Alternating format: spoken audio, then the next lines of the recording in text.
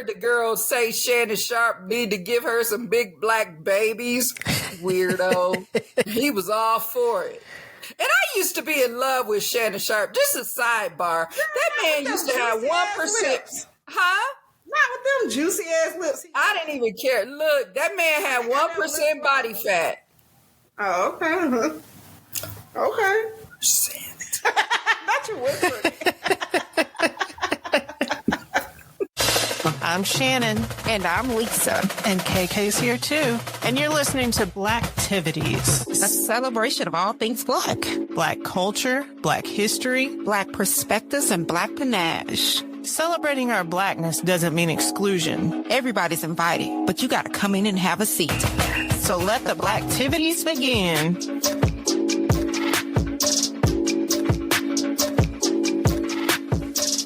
Hello again, and welcome to Blacktivities. My name is Shannon, and I have two lovely co-hosts, Lisa and Miss KK. I thought you was gonna let me be like extra, like, hey, how you doing? Oh, girl, you do you.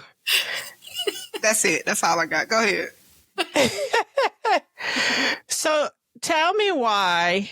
I was going through the YouTube analytics, and I was trying to find out like how people are finding our videos.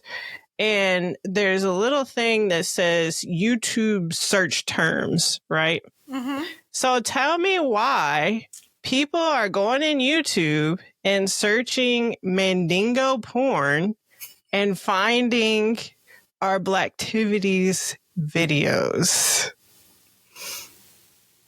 That'll ruin my mood. I like y'all and everything, but if I'm searching for one thing and this pop up, baby, that ain't what I'm looking for. So how do y'all think that's happening? I think it has something to do with, remember when we did that thing on tropes? And I put like some real, or I guess on YouTube, they're called shorts. I put a short up about different tropes, and one of them was Mandingo. So maybe that's how it's happening. But that was like a long time ago. Well, welcome. We're here to exceed the pleasure. Okay, so just maybe you just exposing my search habits. I don't know. Whoa, okay. I'm single now. Whoa, and there you have it. All right. Delroy Lindo, you better come get her. Come get her. Hands and all. Well, it fits with today's topic because today we're talking about the fetishization of Black men. Mm-hmm. Last season, we talked about social media and relationships, and we played that video, the girl who kept saying, "Hey, Black men." And we said we were going to do a full episode on the fetishization of Black men. So this is it. That was in episode 7 of last season, if you want to go back and listen to it. But yeah.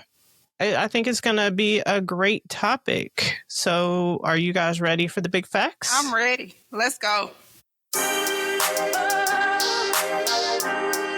The fetishization of Black men goes back centuries, rooted in slavery and colonialism, when Black men were painted as hypermasculine, aggressive, and insatiable. Today, those same stereotypes show up everywhere, from Hollywood to hookup apps to the BBC trope in porn. I'm sure you've heard the phrase, once you go black, you never go back. Some of you may be thinking, what is fetishization? So let me tell you what that is. Fetishization is when someone is reduced to an object of sexual desire based on a specific aspect of their identity. In this case, we're talking about race and gender, Black males. While some of these things might sound like a compliment on the surface, it actually reinforces old harmful stereotypes, and it keeps racism alive in subtle but powerful ways. Historically, the roots of this fetishization run deep.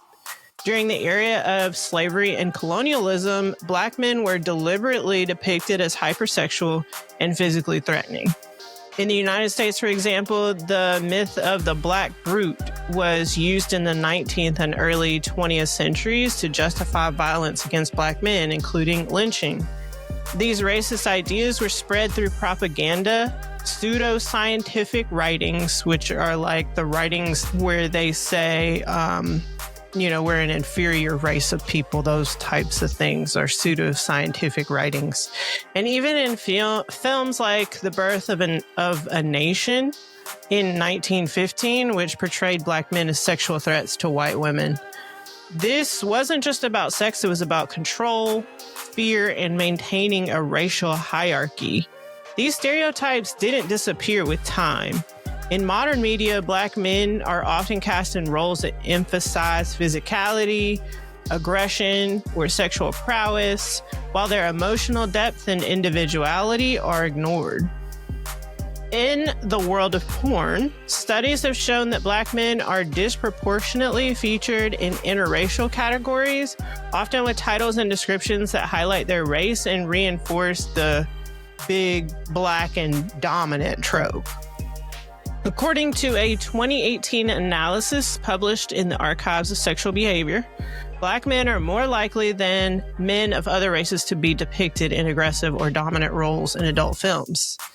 It goes beyond media to also dating and their social life. Black men frequently get comments and questions about their bodies and sexuality, everything from assumptions about the size of their member, y'all know what I'm talking about, to being told like they're on someone's bucket list.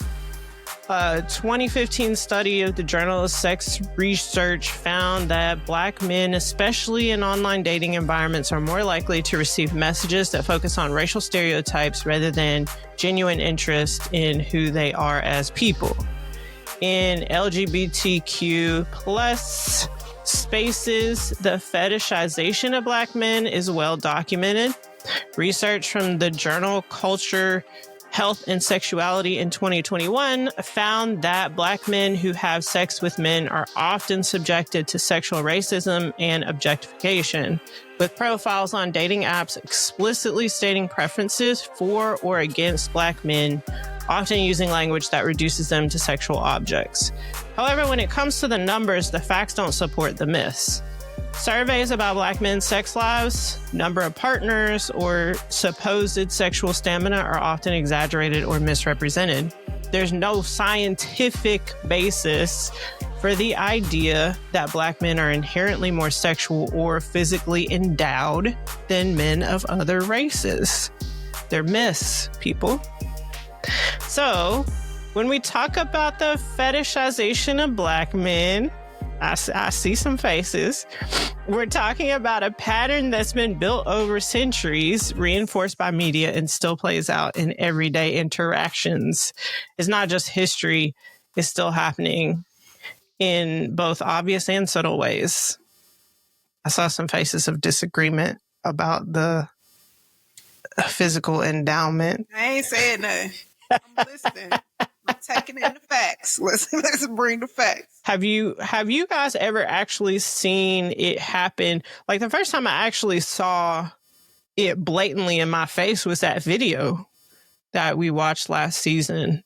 Have y'all been witness to Black men being fetishized? Of course. It happens often. Like you were stating, with porn, it happens with porn. Especially with the reference of, like, if you see in porn, they'll have where, there is like the cuckold or, the, white couple, they want the white husband want the man to come have sex with his wife, and they'll have like... How do you know this, Lisa? Baby, I'm grown. And they'll have like the caption of like... interracial sex cuckold, and then it'll have like Black man the stud, you know what I mean? F's the wife or something like that. And whereas like back, ages ago, like, why are you using that term still, when back in slavery and all those other things, the black man was the stud, you know? So, I mean, it still happens, and it's just like all other things. It's right in our face, but it's just, they don't pay attention to it, but it's still there. And men are subjected to those type of things. I think that's true. And I did meet someone. I actually worked with a girl who was very much interested in, having an experience, to the point to where she even said that she wanted to have a baby by a black man also. So I think that what I did was I had a conversation with her, because I let her say it a few times just to make sure I knew what was happening. So it was not only her curiosity and her obsession with the experience, it also became, and I want a black baby. So I had to have a conversation about the fact that having a black child, and she was Latina. And I was like, so basically you're going to have a black child that you won't be able to protect. I said, because let me tell you, your complexion and a black man is going to make a baby that just looks black. I said, and even if they do look biracial, what you're going to end up with is still problematic, because the police aren't going to be looking at your child going, they're biracial. Maybe we should just let them be. Maybe we should just leave them alone. I said, there are a whole nother set of circumstances that go with what you're asking for. I said, be careful what you ask for, because a black child, particularly a black male child, is an endangered species. So you have to be very careful with that. And so we had that conversation. We talked about the same thing, like, is it the experience? Because she had, multiple kids, one by adoption and two by birth, and which is fine, but it's also like, so you want to add another one that you cannot protect. And that was problematic for me. And I said, this baby that you're talking about having, just imagine Trayvon Martin's mother and things like that, like trying to put some factuality into all this fantasy. I did emphasize to her that this is a myth. You don't necessarily have that experience with somebody that just because they're a black man. And I do think that myth has contributed to a lot in our society. I personally believe the impact of that myth has been one of the reasons black men have been so displaced. So the fact that and don't get me wrong, black men are hella attractive. They manifest so much masculine energy, and I love that. And I'm not talking about toxic masculinity for everybody who's getting ready to, they feathers all in an uproar. Masculinity. I like masculinity. And there is a good positive masculinity. It's not all toxic. So that masculinity that black men typically generally emote is wonderful. That they exude rather. That masculinity is amazing.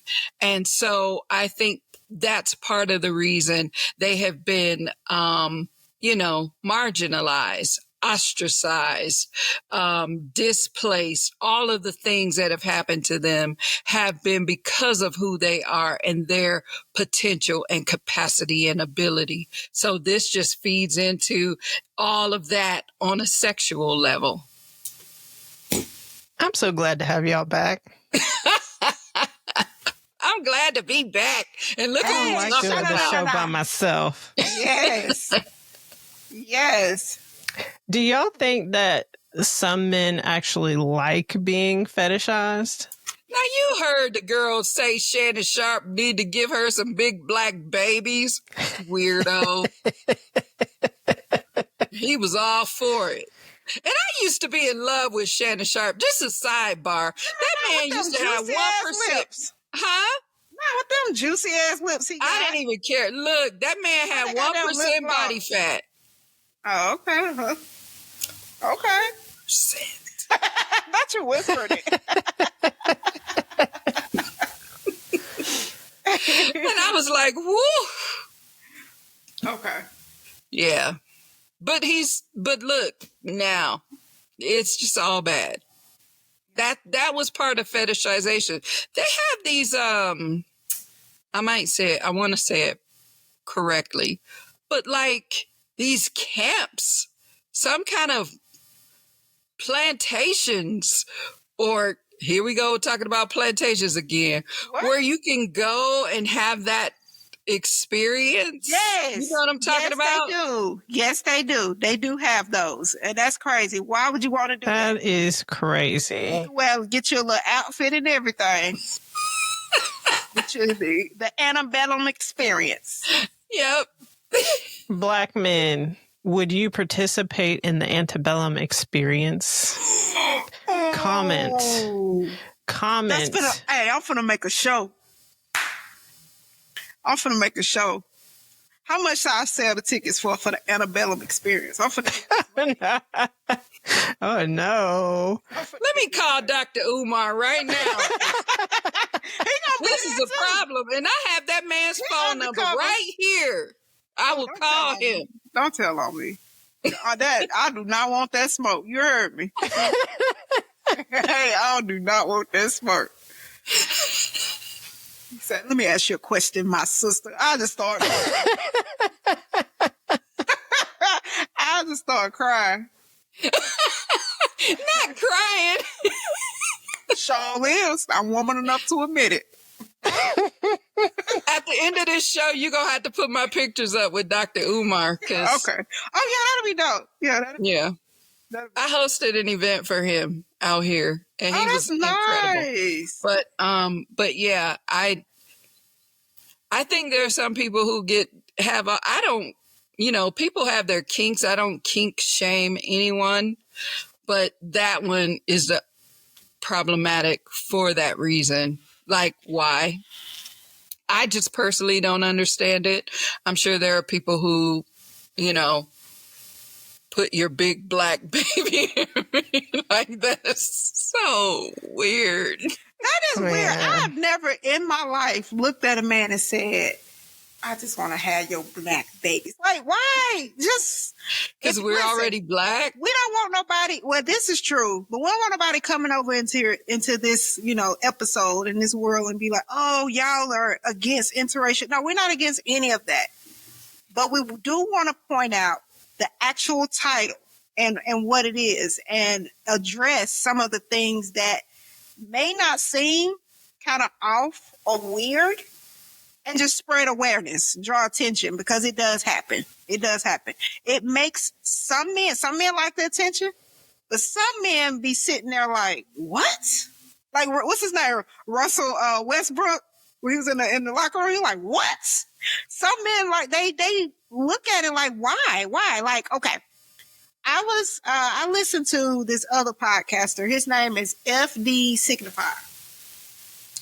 And he received a comment from, I'm assuming it was a white woman.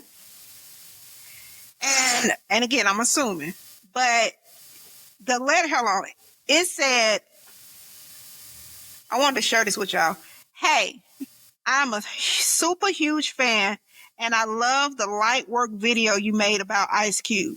I just have a question. Are you circumcised? And is it something culturally significant to Black people?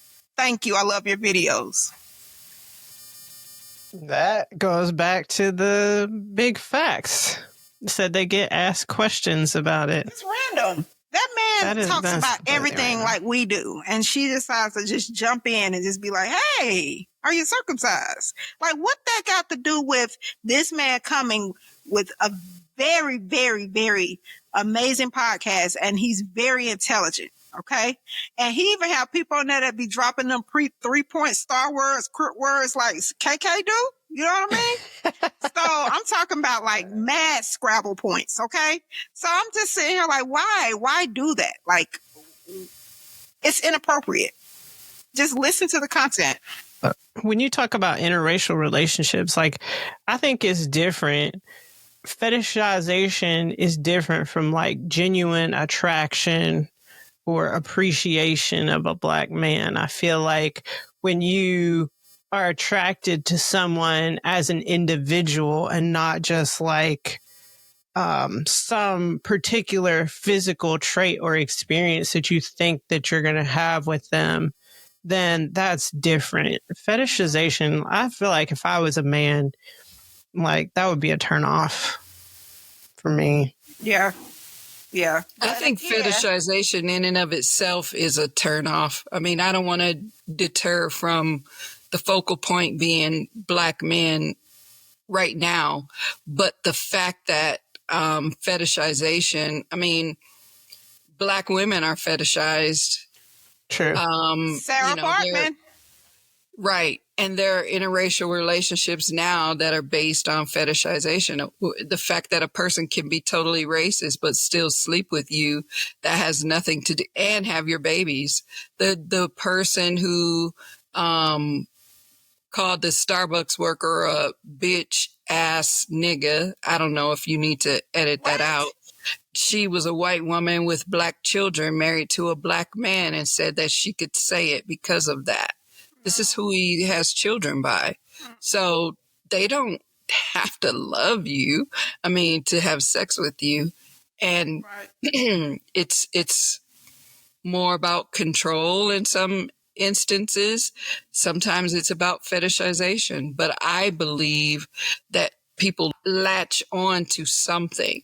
So it could be skin tone, it could be body parts, it could be whatever, and that is what's first and put in the forefront, and that's what people how fetishization is, just like you described in the big facts.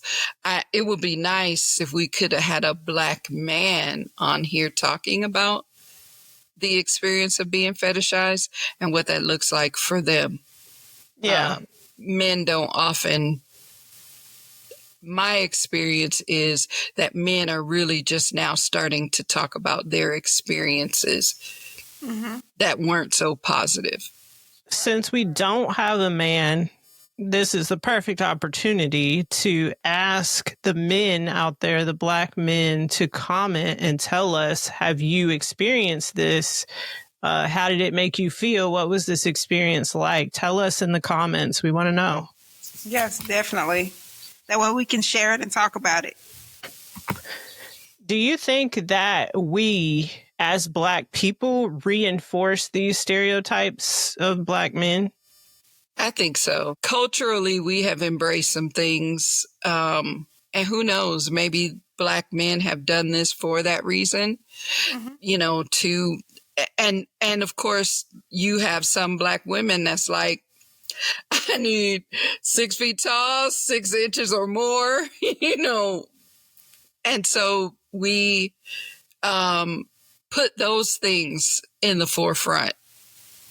I think sometimes we do. Yeah, I was going to say. Yeah, I have to agree music on that. And culture, too. Definitely. Like, think about music videos and things like that. I mean, we the ish.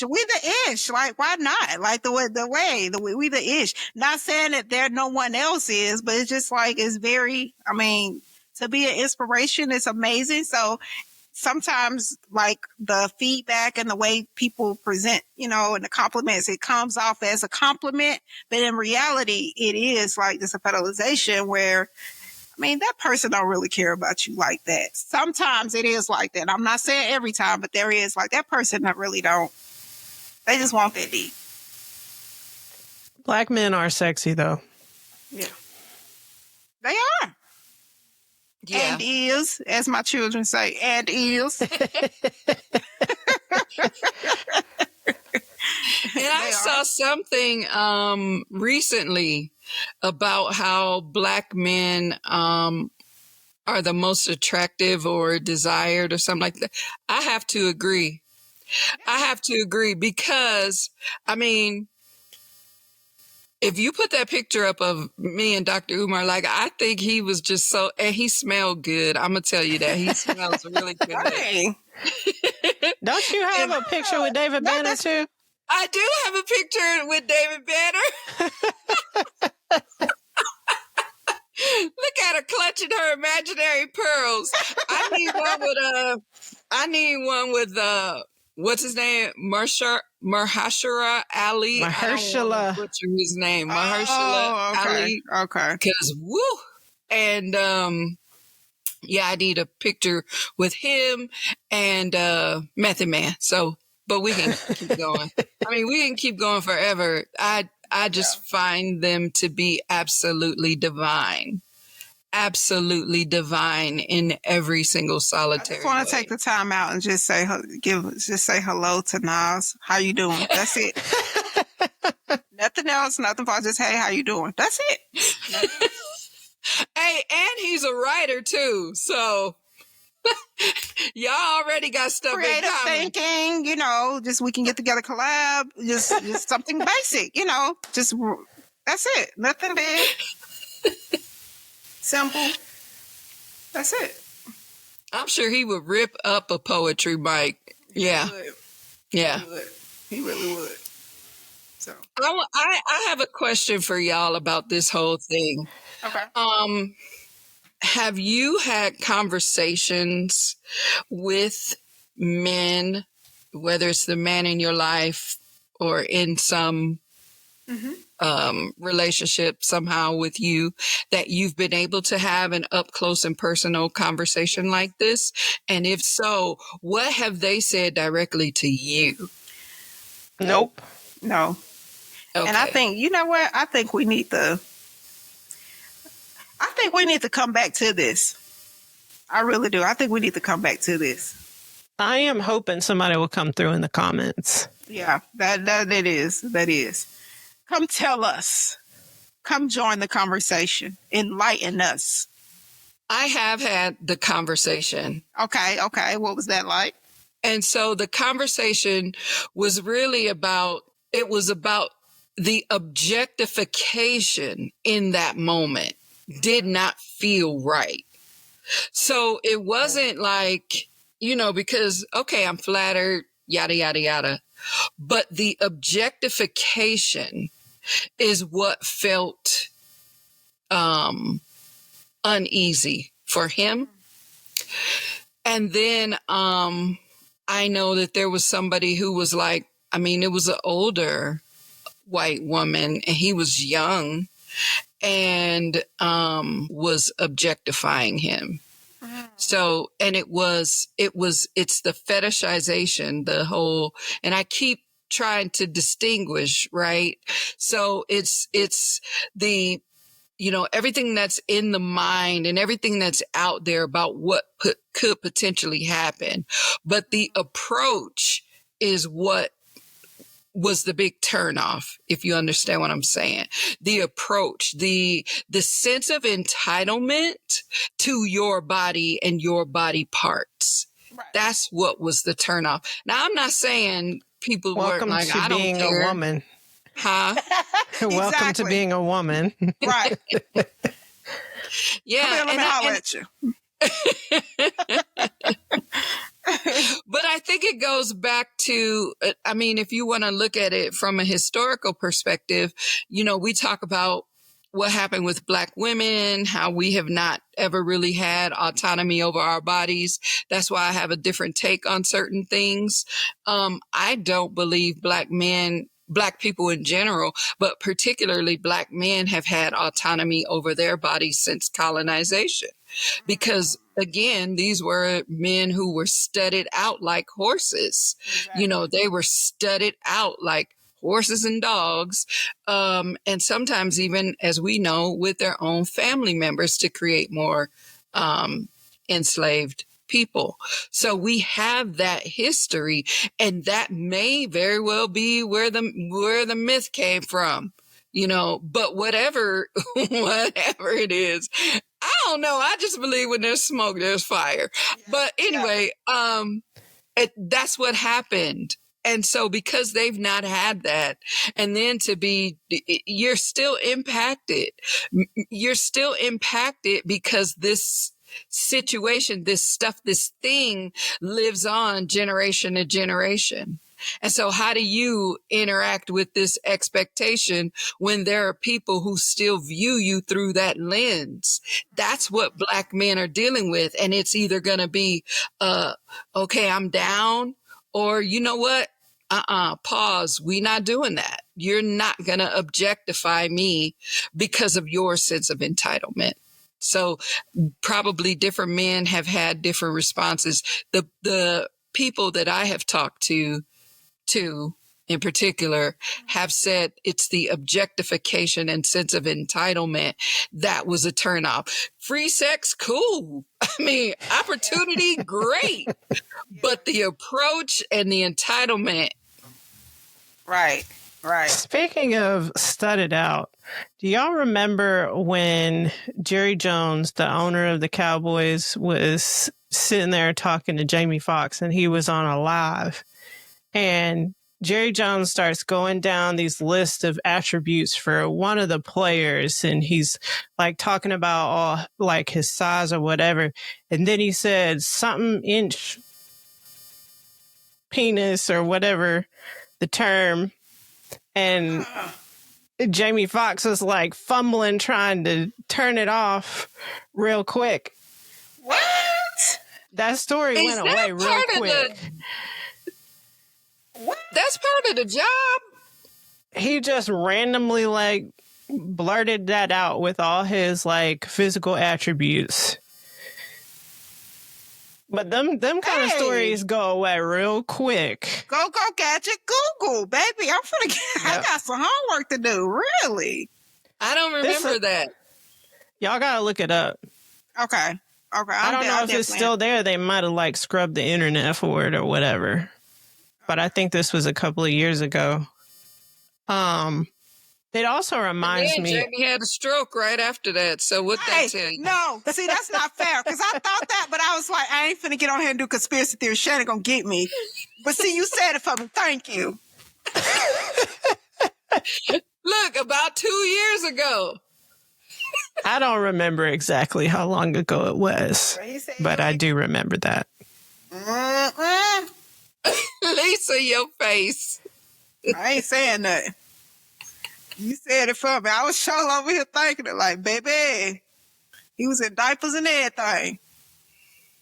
So, have y'all seen the show Cross? I don't know if we talked about this. It's good actually, but Aldous Hodge, y'all know who he is? He KK know who he is. Of course I do.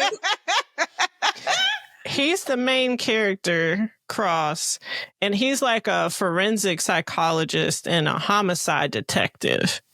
And so there's this scene where he's like interrogating this guy who is like racist or whatever, and the guy's like spitting out all these Do they have stereotypes. Episodes?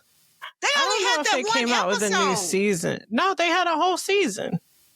See, whenever I was watching it it only had that one episode because I was hooked the way he walked in there and interviewed that man. And that man face after he realized like, yo, like. He said, you want to talk about stereotypes. Yeah. That is good. KK, you need to watch that. That was a good show. Good. I like it. What is it on? Don't worry about it. I'm going to search Prime. It was on Prime. See, I was watching it on Hodge has big hands and feet. I'm telling Delroy. We are not even finna do this. Okay, we're talking about fetishization of black men. I'm telling. Straight like that. I'm not helping at all. I'm finna nip this in the bud today. All right, Lisa, we need to move on to your piece. I'm sorry. I'm in snitch mode right now. I'm distracted. All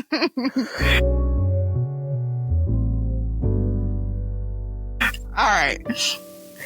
This one's called Dear Black Man. Dear Black Man, this is the time. Time to recognize your lack of appreciation, though you are powerful. Your broad shoulders admired with your length rather than your true talent. Strength with ability taken for granted and acts as a main ingredient of your presence. Resentment lies within your acceptance of your existence. See, I respect your mind and the destruction of the subjective necrophilia.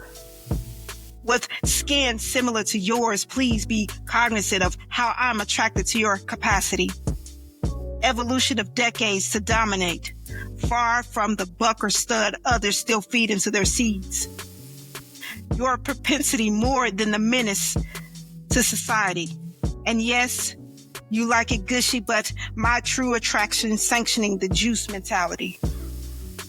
In short, you are far more than a visual. You, sir, you are the king. You are everything.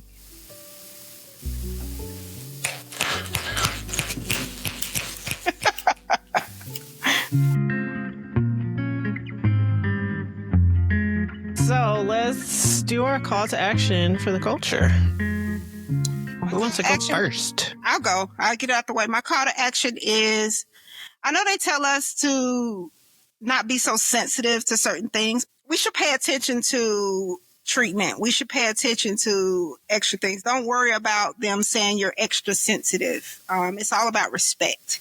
And you're going to respect me as a human being. So you should not be asking someone if they're circumcised. Respect their craft. And we as Black people, we need to just pay attention to those and put people in their place. And even though some may take it as a compliment, most of the time it's not a compliment. So just look at the big picture. Be woke. They're afraid of woke, remember? So be woke. That's it. So my call to action is for the brothers, and that is for you to live your truth, for you to exist being the best version of yourself that you can, whatever that looks like. And know that Black women love you and support you regardless of your choices. We're always here and we always have been. But live your truth. And I hope you can take autonomy over yourself, much in the same way Black women have. There's this thing about you guys aren't going to be used by women. So know your worth, King. Know your worth, King. We support it. Know your worth. Not just when it comes to us, but the rest of the world too. That's my call to action to you, brothers. Love it.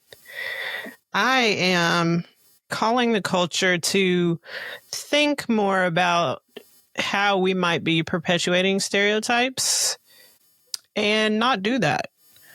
Let's treat our Black men like the kings that they are and respect their depth and intellect.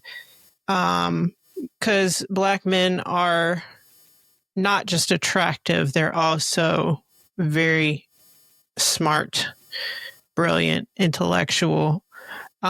So let's not objectify them, but if we treat them like the kings that they are, hopefully the world will see that and follow suit. If you enjoyed this episode, click that plus in Apple Podcast or that subscribe button in YouTube to make sure that you keep getting these episodes. We also love to hear what you love about the show in the comments and in your reviews. But until we meet again, you are muted, Lisa. My bad. King and queens keep doing big things. Yeah. Hey, you gotta leave that in there, please. I just knew I ate, baby. I said it. I had attitude in there. And then to hear that I was muted, I was like, yeah. Yeah, I'm wilding.